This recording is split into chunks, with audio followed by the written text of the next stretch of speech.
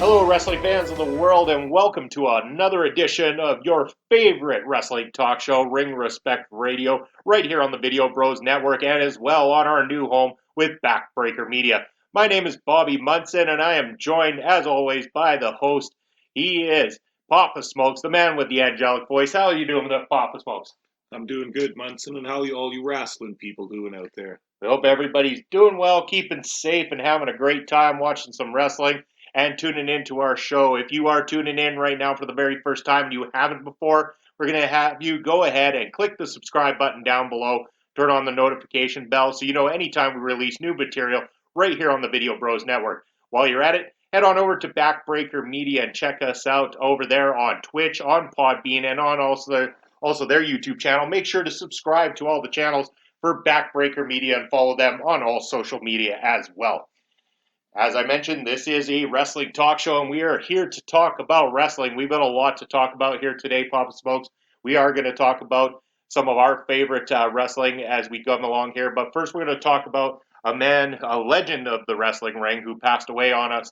I believe it was on August 27th due to a bone cancer. And, our love and respect to his entire family during this loss and everything like that. We're talking about Bullet Bob Armstrong. Papa Smokes, sad loss for the wrestling world. Yeah, absolutely, Munson. And like we've said before in the past here, it's kind of a shame sometimes that we only get to talk about some of these guys after their passing, but we wanted to celebrate Bob's life and career and the careers of his family and such like that. So we're going to talk about Bob Armstrong and his career here today. And what a career he had. He's done it all inside the squared circle as well as been a trainer as well too. So a lot of things that we could talk about here with Bullet Bob Armstrong, including where the Bullet name came from in the first place. Looking into the story of this whole thing, it was, I believe, an accident at the gym that started the whole Bullet name. If I'm not mistaken, Papa Smokes, maybe you could fill in a little bit more, but I believe he was bench pressing quite a lot of weight when the bench that he was laying on collapsed underneath of him and the weight fell on his face. He needed a lot of different plastic surgeries, which at the time were around the about $35,000 US in cost. So it would take a while for him to be able to get these surgeries done. In the meanwhile, he started to don a mask and call himself the Bullet so that he wasn't being known as Bob Armstrong at the time. And eventually that nickname stuck with him after the mask came off.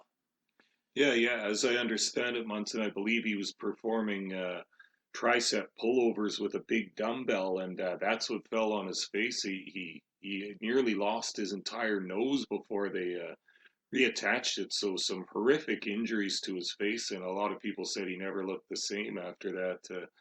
Obviously, with $35,000 worth of plastic surgery, you're not going to look the same after that one. But he decided to don the mask and got the character the Bullet going, and to equal success. Some fans, I think, recognized that it was him. Some did not, but still a strong babyface character, and then forever a nickname after that, Bullet Bob Armstrong. And what a great nickname, of course. And, great competitor of the ring. Some of our listeners today might not be very familiar with Bob Armstrong's career, what he accomplished inside the squared circle. And I know you're the wealth of knowledge around this place here, Papa Smokes. So I'm going to let you tell the folks a little bit about Bullet Bob Armstrong and what he accomplished in his career. Yeah, sure. Bob Armstrong, that not being his real name, but he was born in 1939 in Marietta, Georgia. He had a father who was a wrestling fan and used to take him to the matches down in Georgia. And Bob's favorite wrestler was Gorgeous George, back in the 50s there. So obviously, an extremely famous and influential character was Gorgeous George, and Bob fell in love with the wrestling business early on through Gorgeous George. But he also had other things going on in his life. He joined the military and served in Korea. He was a U.S. Marine, so the guy's tough. Then, if you can make it through that training and get situated within a wartime area. He was also a firefighter in Georgia in the early 60s, so a man's man, a tough guy already, and into bodybuilding and weightlifting and stuff like that. He ended up getting started wrestling in 1960. He was started kind of part time. Was a baby face, just wrestling on the local promotions in the Georgia and Alabama areas. Worked NWA territories in Florida, Georgia, and Alabama. He and he was popular right off the bat. He had that look to him that was just kind of one of those inexplicable things. He looked like a man's man. He looked like a nice dad type character, which is what he was in real life too. And people liked his nice physique. He got his working name Bob Armstrong. He got the name Armstrong from one of the Fuller brothers, another wrestler, who said, "Your name's too boring. You need a better name because this one's not going to get over. So you got this nice body and these nice arms. How about Armstrong?" So that's where that name came from. That's quite a unique way to get a name in the business and stuff like that, and very interesting indeed.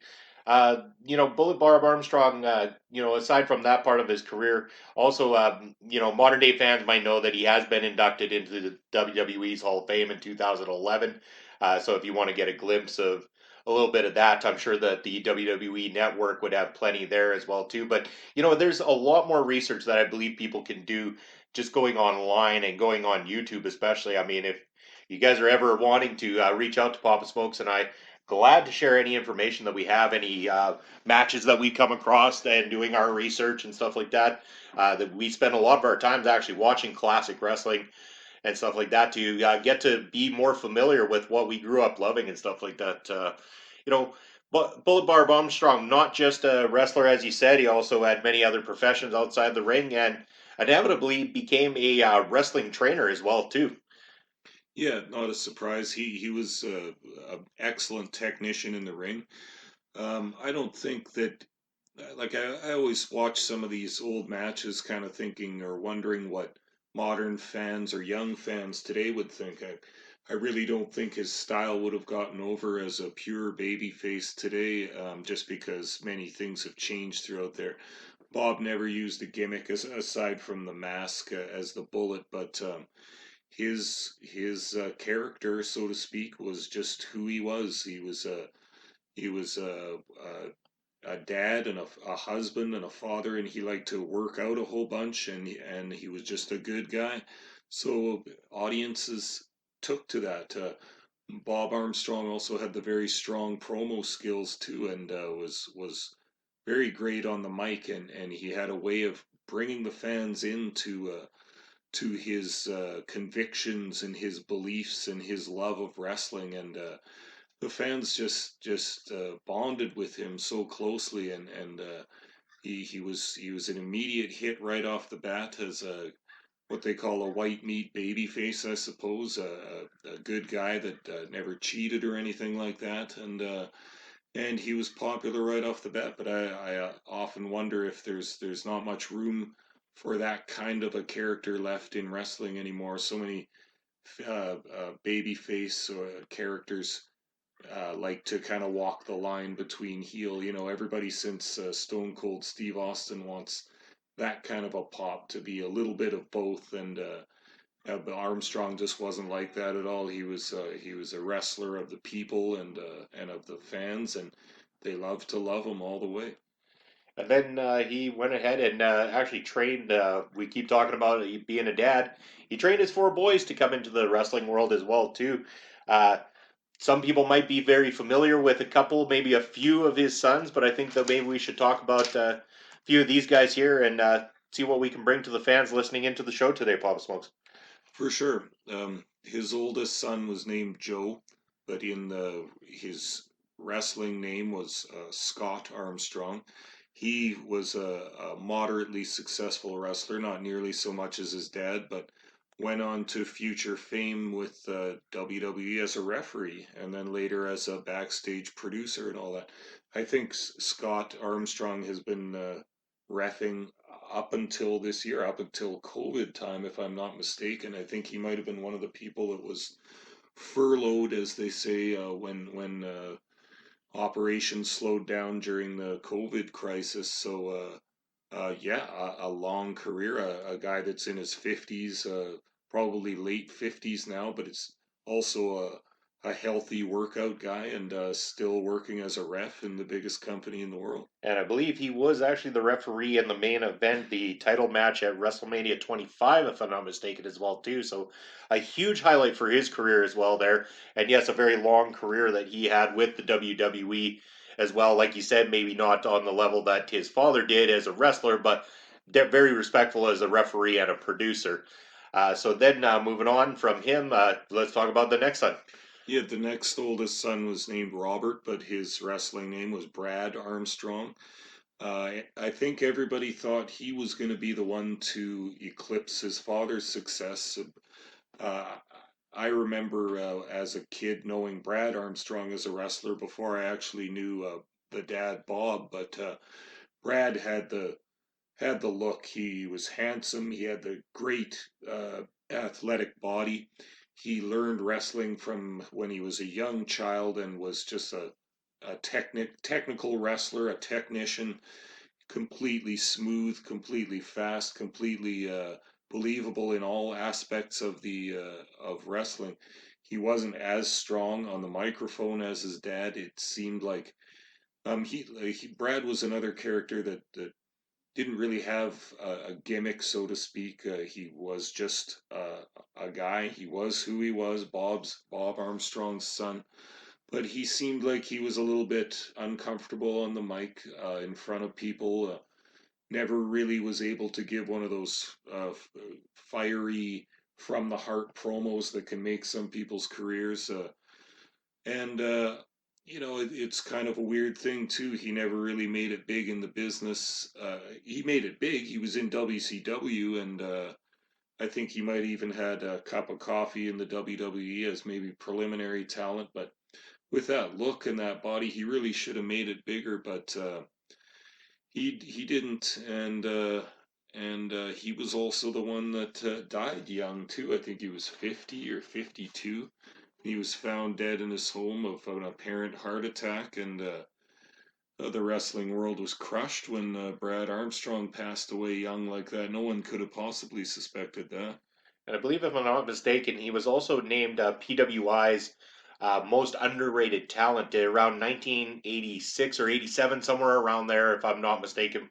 I'd have to check my notes again there, Papa Smokes. But yes, PWI actually named him as one of the most underrated wrestling talent in the world at that point in time. And looking back on what the guy had, the kid had to offer at the time, I mean, I see why they would call him that. Yeah, yeah. The future was incredibly bright for him, but it just never really came together. He never had his big moment or his flagship match that everybody thought was great or anything like that. He was an excellent worker that wrestled for his whole life, but he never really made it big. And in fact, this is kind of a little interesting side story I came across here. Brad Armstrong was a believer in what had maybe kind of started as a joke, but it was called the Armstrong curse because apparently back in the day, Bob Armstrong had had some matches against Abdullah the Butcher, and for whatever reason, maybe as a rib, he stole a shrunken head that Abdullah used to carry around with him as a scary kind of prop to bring into the ring. And for whatever reason, he stole Abdullah's shrunken head, and whenever some bad stuff had happened to the Armstrongs, they kind of, especially Brad, chalked it up to the Armstrong curse, and that was one of the reasons he thought that maybe he never got big was because of the curse. And I mean, obviously it's a little bit ridiculous or whatever, but it's just one of those little interesting side stories in wrestling. To this particular story that I found kind of fascinating. Well, speaking of that curse, I believe that you could also look at the way that sometimes they were booked as well too. Him and his one brother in WCW, like you mentioned, were in there as a tag team, the Armstrong brothers, and they were generally looked at as being a jobber tag team, usually taking the losses most of the time to the other talent on the WCW roster at the time. until finally later down the road they got that one big upset win, went on a little bit of a short run. Company kind of gave them a little bit of a shot in the arm until they went right back to having them down back to the bottom of the card again. But speaking of, that would be the next brother I believe that's on our list, if I'm not mistaken, Papa Smokes. Let's move over to him. Well, there is one other brother named Steve that did wrestle for a while, but not even to the at all to the level of the other brothers. So he had his own thing and worked in his own areas outside of wrestling. But the youngest brother I think you're getting at is Brian Gerard or BG. James is their last name, BG James or Brian James. And we all know that he went to he achieved stardom as the Road Dogg in WWE during the Degeneration X years, and I mean, quite obvious that he inherited the microphone skills and the charisma of his dad Bob, and made quite a little name for himself in wrestling, at least for a few years there. Like quite the country music singer, if I'm not mistaken, too, from back in the day as well. So yes, BG James, very talented individual, had quite a run for himself. And honestly, when we proposed the idea of doing the research on this one, again, I wasn't as familiar with Bob Armstrong, had heard of him. I did not know the connection between all the Armstrongs and that family lineage, all the brothers and stuff, and definitely did not know that Road Dogg Jesse James was in fact related to or the son of Bob Armstrong. And it really goes to show the credit of Bob Armstrong and the talent he had in training his sons to become the stars that they were to potentially become. Some of them in different ways than what would have been expected. Some of them didn't, like you said, didn't quite get the opportunity that they, so long deserved. But he definitely left a legacy, especially through BG James, who had a very storied career and a well-known one to the modern day fans. So excellent that Bob Armstrong was able to carry out that much greatness with the lineage of his sons there in professional wrestling. Yeah, yeah, and of course, Brad Armstrong and BG James or Brian James ended up both working for WWE after they were finished in ring wrestling. And I do believe Brian still works there. Do you know this for sure, Munson? I I believe he does. I think so. I haven't kept up with it too much. I know that for a while there, I believe he was on the creative side of either Monday Night Raw or SmackDown, and for quite a while there was a lot of the modern fans are going to remember this.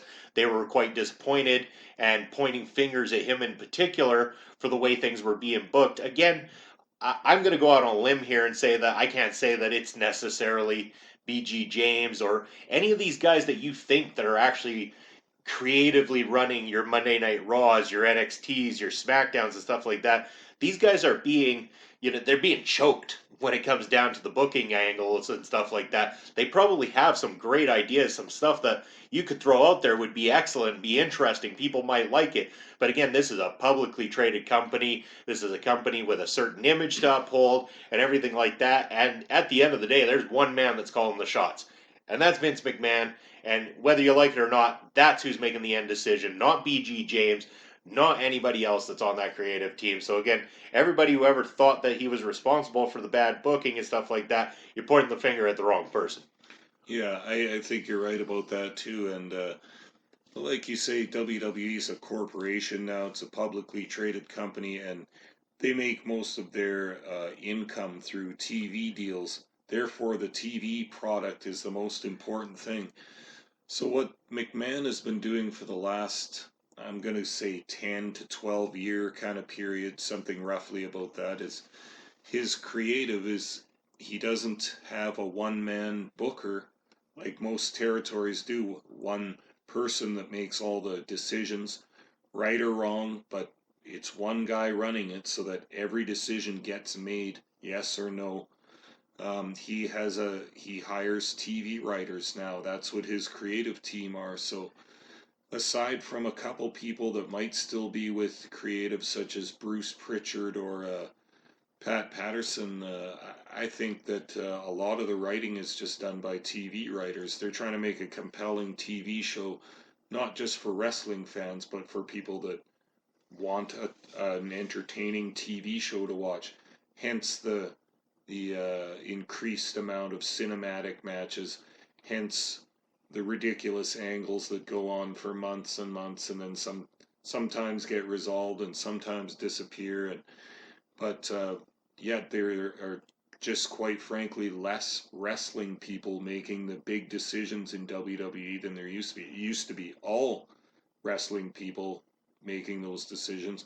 Now it's people that aren't really what you would call smart to the business. They're not informed about the backstage manner in which wrestling is run, in which the decisions are made, and the fine art of booking, which is an incredibly difficult thing to learn.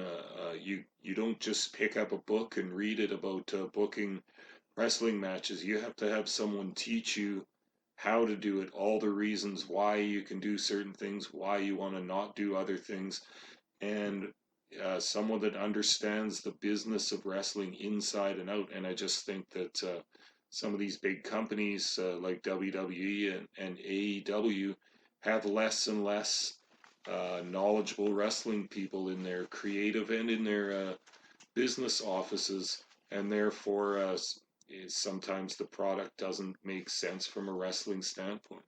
You're right on that one, Papa Smokes. And again, we're going to use that as our opportunity to move over into the next section of the show. So again, we just want to say, if you don't have a familiarity with Bob Armstrong and you like what you've heard here today, we definitely suggest go out and check Bob Armstrong out. Check out all the work from his boys as well too. Great up and coming talents that were in the business at one point. But speaking of up and coming talents, and speaking of companies that maybe do understand the wrestling business, the alternative to WWE is not all WWE wrestling, or AEW as they like to call it. It's something that we like to call Major League Wrestling, MLW, something that Papa Smokes and I are both big fans of and watch quite regularly. MLW is going to be the subject of our next topic here today. We want to talk all about them because in November, MLW is coming back with brand new wrestling action for all of us who have been waiting for an opportunity to see some real wrestling action in the modern day. MLW announced just recently they are coming back with hashtag The Return, coming this November. And you know what? A part of this whole MLW return, Papa Smokes, there's a lot around it, a lot of things that they're doing in order to make sure that things are in place. And I'm just going to read an excerpt from the MLW website about their plans with COVID-19 in place. So here goes. It states, with plans for Major League Wrestling's restart underway, MLW remains steadfast in making health and safety the number one priority. Several MLW staffers recently underwent training to become certified in COVID-19 protocols. Additionally, MLW has introduced a COVID-19 compliance officer as a member of its team moving forward. The newly designed position is responsible for establishing and enforcing COVID-19 safety protocols, training staff, and monitoring compliance on all sets and venues. The health and welfare of our athletes, crew, and staff is very important, said MLW CEO Court Bauer. This new position will provide the league with insight, strategy, and guidance as we strive to deliver the best practices and safety measures for the restart. The medically certified COVID-19 compliance officer is educated in the transmission of the COVID-19 virus, disinfection, social distancing, CDC, local, and state guidelines, and other information related to preventing the spread of infection on a film production set. The person is responsible for safety compliance and enforcement of rules. Just like all broadcast productions have a producer or a football team has an offensive coordinator, the COVID-19 compliance is another necessary member of our organization moving forward, said MLW CEO Court Bauer. And great statement here from MLW, especially in these times.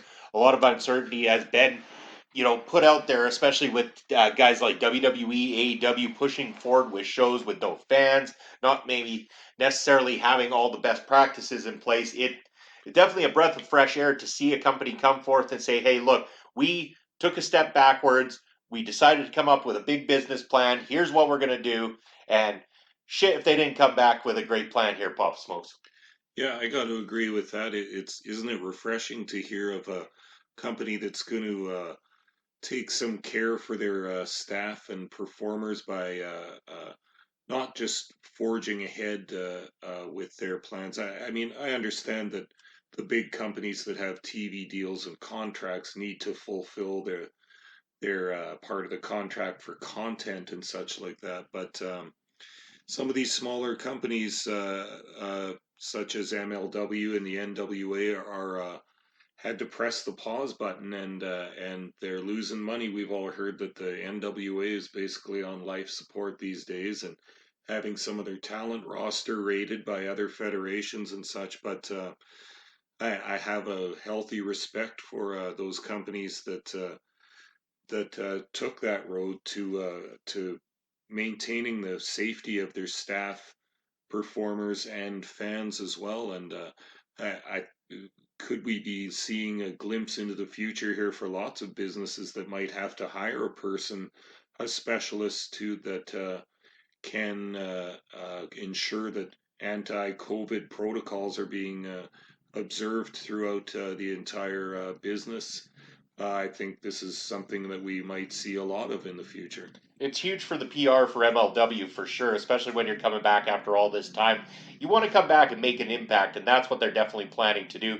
Also, had read that the feel of the show is going to be a little bit different moving forward. That they're got a look that they're going for, so that it doesn't, show that this is an empty crowd and stuff like that. I don't know if there's going to be some seats filled or whatever, but the general feel and look to it is going to make it feel like you're watching something worth watching kind of thing, not just an empty arena matchup, which, we've talked about on the show many times before.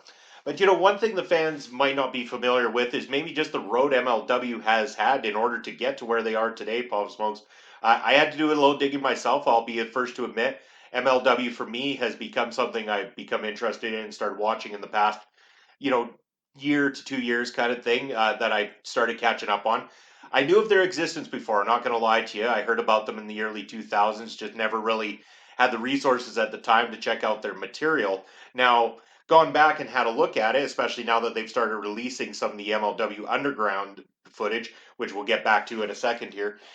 Looks like this company has been around for a while. I mean, they're just not a go away company that's coming, shown up in the last year or two. This is a company that started in 2002.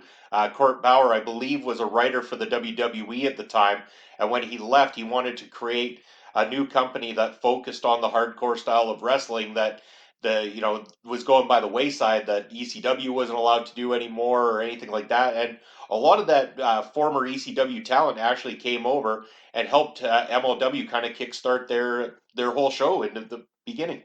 Yeah, yeah. I don't think the timing of Bauer's decision to start a new federation is any coincidence. McMahon had already purchased WCW and ECW in 2001, which which eliminated most of his competition, right, on a certain level. And Bauer was just, I think, smart to try and fill in the void a little bit that was left by the purchase of those two companies. Start a new one. He knew that there would be some extra talent floating around that wouldn't be in WWE, so he started MLW up in Philadelphia in 2002, and moved down to Florida. But it really didn't take off that first time, did it? No, it didn't. In fact, they were shut down in 2004, I believe. This was shortly after they had the TV deal, having some of the MLW Underground television show actually hit the air. That show ran, I believe, for about several months or something like that before the deal ended. And then the company essentially folded at the time. And then more recently, they have come back. I believe it was 2017 that they announced that new shows were going to occur. 2018 when they struck the deal with BN Sports in order to start showing MLW Fusion, which now had what I find to be a more interesting, more focused idea of saying we're a show that provides fans with a little bit of everything from all styles of wrestling. They bring you strong style, they bring you lucha wrestling, they bring you everything from all around the world kind of thing. There's hardcore wrestling there, there's something for everybody essentially on MLW. But one of the main things I really like about MLW is they've got storylines that matter. They've got up and comers that are just absolutely phenomenal, and they make you want to actually tune in to each and every program that you can catch on either BN Sports. They've now also opened it up to YouTube, and I believe just recently also struck a deal with the application Dazen or Dazen, I believe it's pronounced. So Fusion can actually be seen on many different channels around the world, and really, I mean, this is something people need to be tuning into. And I think I'm going to hand the reins over to you, Papa Smokes, talk a little bit more about this. Let's just talk about what's great about MLW and what guys over there are making it worth tuning into. Yeah, I agree with what you were saying before about that's what attracted me to the show initially is that it has a really international feel.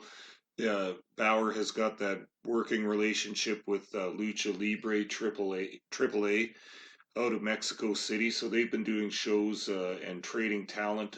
They've been doing shows in Mexico, trading talent with the luchadors and such. They also have they've got a new working agreement with Pro Wrestling Noah, which is a Japanese company. They're getting something going just this year with Dragon Gate in Japan as well. So that keeps it fresh for the viewer. I think when talent is being traded, we get to see some up and coming stars that maybe we've never heard of from different countries, such as Mexico, such as Japan. He's trying to get TV deals in the UK. And I even read something where Bauer's trying to get a TV deal for some countries in Africa as well, which is like, is seemingly unplumbed territory for wrestling on TV to be shown. So I kind of admire Bauer, and he's got a big international vision for his company, and it sounds like it would be very expensive, but really it's the viewer that ends up winning out because you get fresh talent coming in all the time. You get international talent. We all know as wrestling fans that some of the best new shit comes out of Japan and Mexico, and including wrestlers and moves and sequences and styles and such. So yeah, for me it was always fresh. It wasn't the same roster interchangeably fighting the same roster kind of thing. You got some new talent, you got some fresh faces, and that always made it a pleasure for me to watch. And talk about some of these fresh faces. Some of our listeners are going to be very familiar with some names that we can mention right now because you've become big fans of some of these people as they've debuted in All Elite Wrestling AEW. I mean, we could talk right off the hop about the biggest star to come out of MLW yet. We're talking about MJF. I mean, this guy was, top dog over in MLW. He ran the gauntlet there, did really well for himself. And as soon as AEW signed him, it was obvious to me because I had seen so much of his work already. This guy was going straight to the top of that company and to the wrestling world in general. Yeah, MJF was a member of the faction known as the Dynasty in the MLW. It was Alexander Hammerstone, MJF, and Richard Holiday as kind of some rich jerks kind of thing, kind of like frat boys, but grown up into wrestlers and such, and a heel faction. And there are a few good factions in this company that could also have wrestlers that make the jump to bigger companies, except that I also think Bauer is a smart promoter in the way that he started offering multi-year contracts to his workers in order to keep them. We heard recently that Alexander Hammerstone signed a 3-year deal for some decent money. We also heard that Jacob Fatu, the MLW heavyweight champion, who is a guy who could be a main guy in any of these big companies on TV for sure. He's part of that Anoa'i family, and he's intensely talented. But Bauer locked him up into a good deal in MLW, and it really seems like some of the wrestlers like working there and don't want to make the jump to other companies. They like it there partly for some of the reasons we've just been extrapolating on, that they get to face different talent. They get to face wrestlers that they admire from different countries. They get to do the traveling, and they get some freedom in the choices they can make about their character and in the ring too. So I think Bauer signing guys to contracts is a great idea as well. Again, yeah, and a lot of people might think of that as, you're locking somebody up, not giving them the freedom to go anywhere. But these contracts don't necessarily work the same as they do in, say, a WWE or something where the contract's exclusive WWE. Again, with these working relationships that you talk about with Dragon Gate, Pro Wrestling Noah, AAA down in Mexico and stuff like that, it's still giving a lot of freedom and opportunity for these wrestlers to go be seen in front of many different crowds, many different audiences, and an opportunity to make some, really good coin on the independent circuit at the same time while getting that TV exposure to the all the channels that MLW has opened up for its stars already. We mentioned MJF going over to AEW, but man, what a great time to lock up a couple guys like you mentioned and Jacob Fatu and Alexander Hammerstone, because those are two guys, I swear, it's surprising to me that there hasn't been big money dropped their way from either WWE or AEW. If again, maybe it has been, and these guys just strictly turned it down and wanted to work for MLW, and Court Bauer has offered them enough to stick there. But Jacob Fatu, Alexander Hammerstone, I mean, they're only two of many on the roster that I feel are going to be big names in this business moving forward. Yeah, and I think you make a good point there too. That I should have made also is that they're not exclusive contracts. These guys are still independent contractors, a little bit more than independent than the independent contractors in WWE who have no choice but to stay there. But yeah, we've as an example, we've recently seen Brian Pillman Jr. doing some matches in AEW, but he's an MLW guy. He's gonna stay there. He has a contract, and same as Davey Boy Smith Jr. too, and another guy who could probably pick and choose where he wrestles, and he picks and chooses to stay in MLW, which is impressive, and it also speaks to that it must be a good locker room and it must be a good work environment, and they've got a lot of good stars. How about Kevin Von Erich's sons, Ross and Marshall Von Erich? Really good-looking young wrestlers that could be a hit tag team in any federation, really. But those guys, under the guidance of the great Kevin Von Erich, their dad, decided to go with MLW, and they're getting a good push. They've got tag team gold there, and yeah, there's obviously something good in the locker room too for these guys that make them want to stay. And how much of a great thing was that for us old school fans that they won their tag team gold in a Texas Tornado matchup? I mean, there's only a certain handful of fans listening right now that might actually understand the joy of that, what was behind that. But being that a family member of theirs worked for the WWE under the name the Texas Tornado, it's just fitting that these two guys pick up their first tag team gold in a Texas Tornado matchup. Fantastic idea, fantastic old school style thing for Court Bauer to book. Fantastic. Great to see the Von Erichs involved in pro wrestling. And again, considering the name that comes with that family, I'm very surprised that these aren't guys that are being looked at from some of the bigger companies. If again, they have, like we keep saying, maybe they have been, and MLW is just that great of a locker room to work for that they're not interested. They've got what they want. They're doing what they like to do. They're not being buried in behind a useless tag division on television somewhere else right now.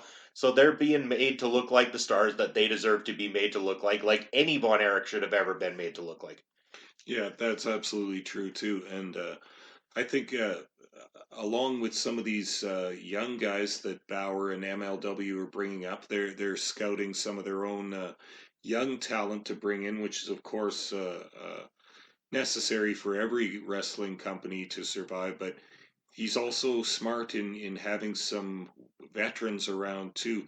He's got Low Key as a wrestler there who has a bit of a salty past in wrestling, but I think is a little more mellow now and is teaching some of the guys in the locker room the ways of the wrestling world as well. He's got Conan, who's doing his negotiations in Mexico, and he's got Savio Vega too, who as a road agent or a producer, and Savio Vega has the connections in the Caribbean and in Puerto Rico.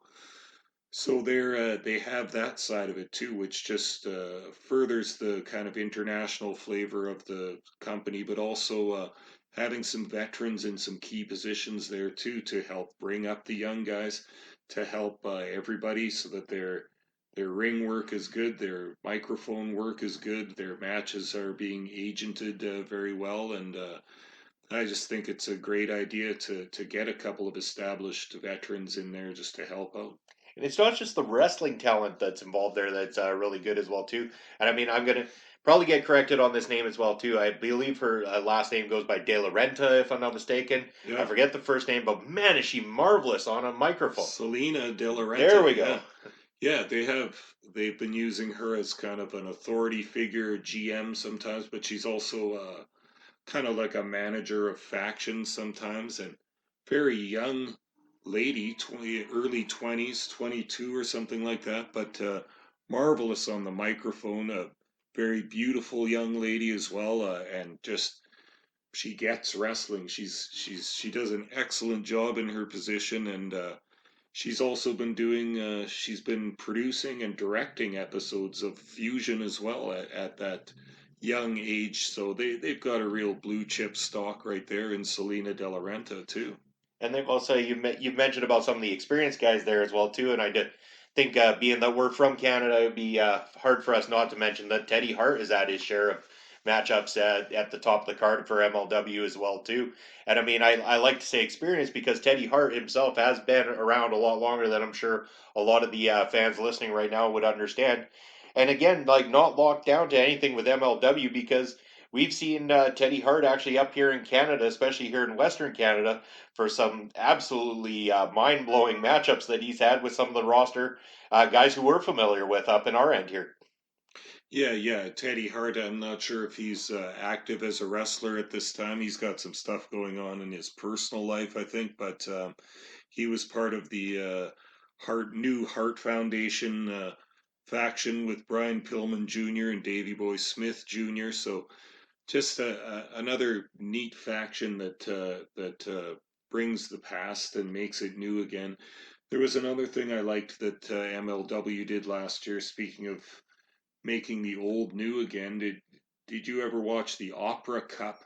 They had that tournament, and what happened was, I guess, Davy Boy Smith Jr. found an old trophy in the old Hart Mansion, and it's called the Opera Cup. And I guess it used to be a real tournament held every year in New York, uh, where some federation held their shows in an opera house. So they ended up calling it the Opera Cup. So anyway, Davy Boy Smith Jr. finds this statue that Stu had from the old days in the place, and he brought it to MLW and said, "Hey guys, you think we could use this?" And obviously Bauer and the writers said, "Hell yeah, let's start it up again." So that's going to be a yearly thing now too, and I believe Davy Boy Smith Jr. won it this past year, which is quite fitting. But they're going to have the Opera Cup as one of their sort of pay-per-views now. It just tickles me to find out about an old tournament I never knew about before, and the guys are going to bring it back and make it new again. And I think that's one of the best parts about MLW. I mean, we can praise the talent, we can praise the booking and stuff like that, but I think it's the freedom for them to understand that they can go out there and book everything that they want to book and stuff like that. But when somebody comes to you and presents an idea, that's a good idea. You don't just immediately shoot it down because it didn't come from your TV writers, it didn't come from the guy running the company or anything like this. They're taking on board these ideas from wrestlers and really trying to bring back a little bit of the feel of some of the old school stuff with the modern day wrestling style at the same time. We're talking about like the Opera Cup. It comes in, here's an idea. Hey, this has a lot of lineage behind it that used to exist. It goes back to the days of Stu Hart, who again I should mention was mentioned on our previous episode of Ring Respect Radio. So go back. I'll put a little link here for people to go check out last time's episode. But yes, I mean, Stu Hart had this trophy kicking around. Davy Boy Smith Jr., hey, I've got this great idea. Why don't we bring this back? And MLW says, hell yeah, let's do this. It sounds like a great idea. I'm excited. I mean, yeah, it was great seeing the first one. I'm excited to see this as a yearly thing. What a great tournament style thing that we can bring into professional wrestling, and a great major pay-per-view for, the guys at MLW to be able to present each and every year. And there's a good possibility too that that's one of the reasons these guys like working there, because maybe sometimes if you come up with an idea, they'll actually listen to you and actually consider it or actually enact that idea, unlike some other companies who I'm sure would not listen to your idea at all. And it seems like the nice thing about MLW is you go back and look at who has won their championships. Doesn't matter what championship it is. You're not seeing a long list of 50 different champions. Every guy who walks in the business needs to have a title around his damn waist. They understand champions are champions, job guys are job guys. They go out there to do the job that they're going to do. And the guys who are champions are made to look like proper champions because they're built strong, they look strong, and they make you believe that this is a guy that belongs at the absolute top of the MLW card. Of course, they're always trying to bring up new guys, bring up new faces, but you know what? They damn well have to earn it, Papa Smokes, if they're ever going to be in that title picture and if they're ever going to carry this company on their shoulders. Yeah, and that just only adds prestige to your belts when they're not handed around so often, when uh, people that hold them are holding on to them for a year and a half, 2 years. That's rings back to the old days of wrestling too, where title runs would go a year, 2 years, 3 years, and it made the belt more prestigious because the champion was fighting to not lose that title and touring around with it and facing such a different roster of opponents all the time. I think it in some other companies the belts are don't have any prestige left to them. They're just ornaments. But the MLW kind of sticking to the old formula of the champion is the best guy in your company and kind of vying to be the best guy in the business as a whole. So it just adds prestige to each belt and each championship. I wholeheartedly agree. Now, we could probably go on all night here about MLW, how much we love it and stuff like that. I mean, I urge people to go check it out, especially with the return coming up, to check out what they're going to do moving forward. Papa Smokes, do you have anything else you want to cover with MLW here today? Yeah, maybe just one more thing that I just like about MLW is that they have an interest in other combat sports as well. So hence we have Filthy Tom Lawler, a former UFC fighter, as one of the combatants in MLW. He's building his faction, Team Filthy. He's got Dominic Guarini, the Italian jiu-jitsu expert. He's got King Mo, who of course is a famous MMA fighter. And I always think that adds legitimacy to a professional wrestling company when they not only acknowledge other combat sports but embrace that, and it brings an element of realness into your company, and some grit and some fire as well. And I just think Bauer's doing a great job as a promoter and CEO of his company. And yeah, I'm totally down for MLW. Can't wait till the restart in November. And anyone that's listening out there, at least check it out. It's a pretty good show, and I think you guys might like it. I completely agree. Yes, go check out MLW, available on YouTube, again on DAZN and on BN Sports. Wherever you can find them, check them out. They've also got their underground shows that came from early stages of the company, where you can see guys who went on to be stars like CM Punk, even getting their start in the wrestling business. So definitely, if you're a wrestling fan of modern day wrestling, go and check out MLW. And if you're a fan of old school wrestling and you've been looking for something to the alternative you're finding on your weekly programming on television, then we swear by it. MLW is the answer to the modern day wrestling situation. But that is how we're going to wrap up the show here today. It's been wonderful talking about Bob Armstrong and his legacy, as well as talking about Major League Wrestling and their restart that's coming up as well too. We hope you've enjoyed this edition of Ring Respect Radio here on the Video Bros Network, as well as on Backbreaker Media. We want to thank you very much for tuning in once again to the show, and we look forward to hearing again talking to you again here in the near future. Thank you once again, everybody, and have a great night.